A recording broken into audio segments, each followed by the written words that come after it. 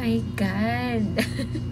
Alam mo yung nag-upload ako ng mga videos ko sa sa channel ko, sa Fritz TV. Tapos, yun pala, naka-ano siya, pag na-upload ko siya, naka-private. Kaya pala, after ng hindi ko makikita kung saan yung in-upload ko. This morning ko lang talaga nakita nung nag-upload ako. Sabi ko, ang dami ko nang in-upload. And then, kapag na-upload na yung video na kakalagay ko lang, nakikita ko sila, naka-private pala. My gosh.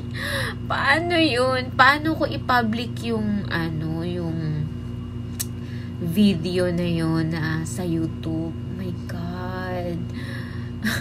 Nagtataka ako na naka-private.